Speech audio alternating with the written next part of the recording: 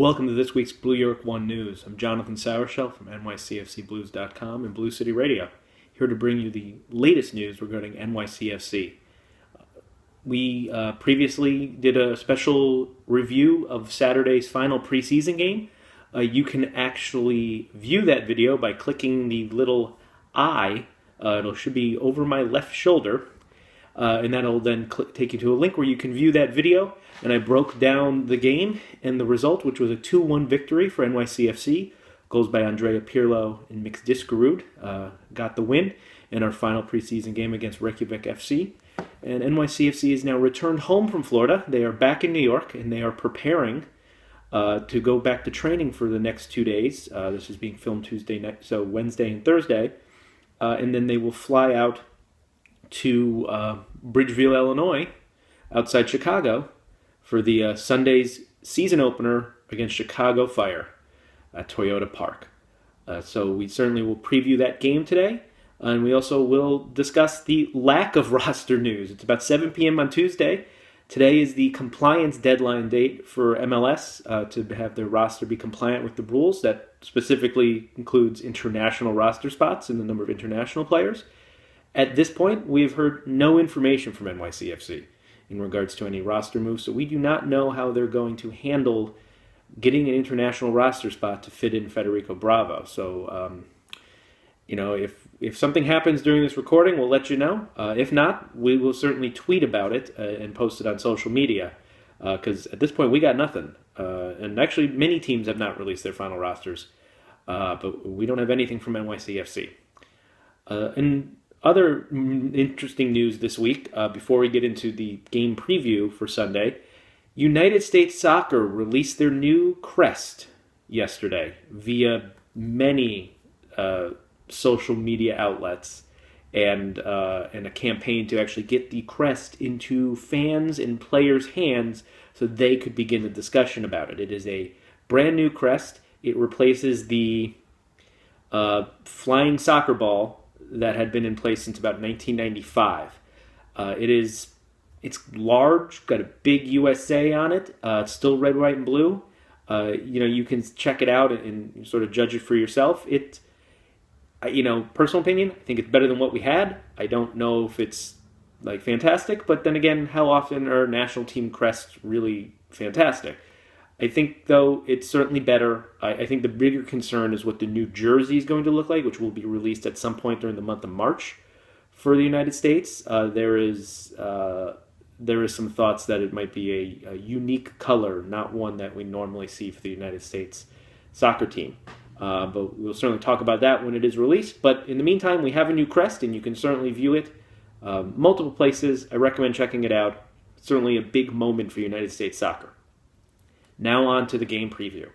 This week, NYCFC opens their season at Toyota Park against Chicago Fire.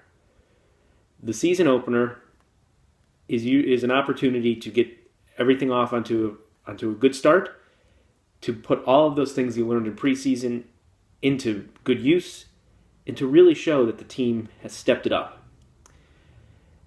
Playing the Chicago Fire, they're actually a team that is in a kind of a rebuilding situation. They have a brand new coach, they have a new general manager, and they are changing over a large chunk of their roster. That has included trading one of their top players, Harry Shipp, to the Montreal Impact. So Chicago Fire will look different this year in terms of their personnel.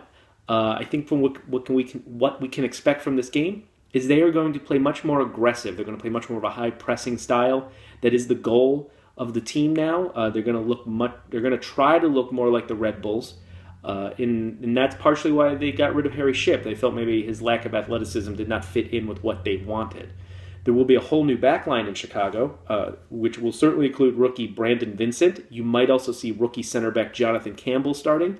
A player of note to look out for is a player who, in some ways, is the veteran leader, even at the young age of 22, Matt Polster, the holding midfielder, who had a very strong season last year, has received some United States national team attention. He is one of their better players and somebody to look out for if he can control that midfield area. They're going to set up in a 4-2-3-1, and they're going to try to press you. They do have speed and some athleticism, It will be something to note is David Akam. He, the Ghanaian international and one of their designated players, is coming back from another muscle injury. They're not certain if he's going to play this week or not. That is still up in the air. We saw last year what he can do. His speed can be game-changing, and it's something to look for if NYCFC can stop him. You will see probably one of their new players, John Goossens. He is a Dutch player. They've signed him on a free transfer, and they are looking forward to getting him into the lineup. He scored a pretty wondrous goal early in preseason for the Chicago Fire. So if he can carry some of that skill over into the real games, that will be certainly tough to handle. Their main striker will be Gilberto, the Brazilian, formerly with Toronto FC up until last year. He came in last year partway through for Chicago and really did a good job. So it'll be interesting to see if he can continue his consistent play. And they're going to be an improved team. While they still have a lot of holes to fill and there's a lot of growing to be done, there is a future there in Chicago. And, they're going to look, they want to get off onto a good start underneath a new coach and new management for the 2016 season. That being said, they're going to take on an NYCFC team that looks to be setting up in a 4-3-3, as we've seen, and probably very similar to the lineup we saw against Reykjavik. There is a question if Josh Saunders or Erik Johansson is going to be the goalkeeper. Saunders is not as comfortable playing the ball out of the back, but it seems like he probably will at least get the start in this game.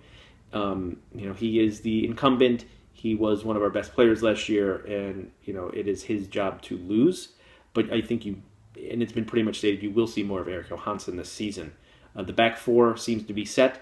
I would think it's going to be Ronald Matarrita at left back, Ethan White and Frederick Brilliant partnering in the center of defense with Andoni Iraola at right back. Your midfield three look to be Andrea Pirlo, Mix Diskerud, and most likely Tommy McNamara.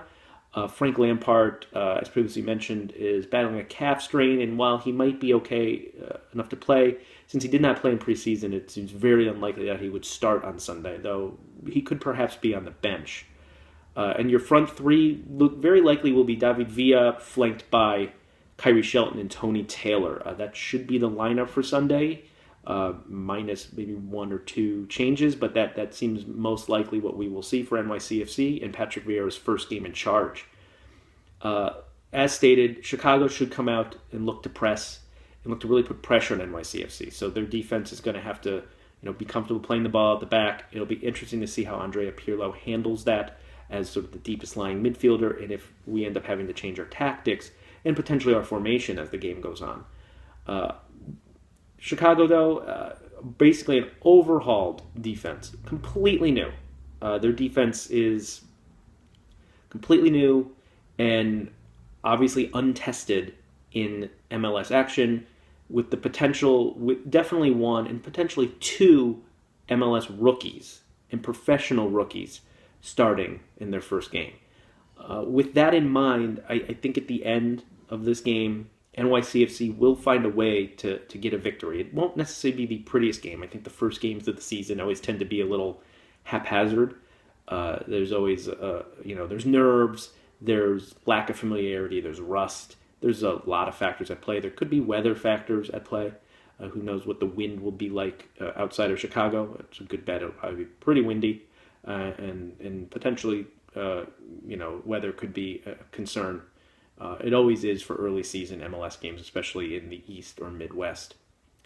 But NYCFC will find a way to get a 2-1 victory. I think the team has been playing pretty well. They look good, and I think they look comfortable. And while Chicago's had a very good preseason as well, and they'll put in a good performance, I think NYCFC has just a bit more quality on the field.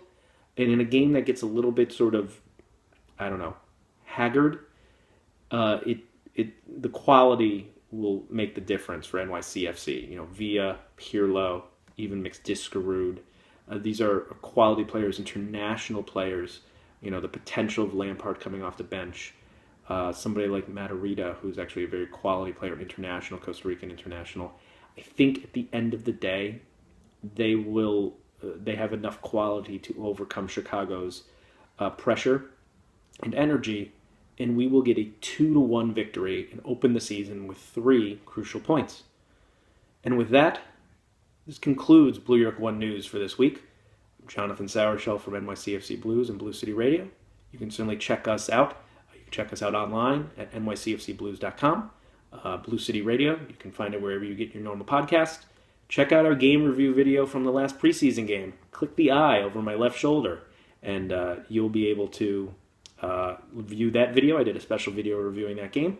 And we will be back reviewing all that happened on Sunday, and then previewing the home opener on the next Blue York One News. Thank you.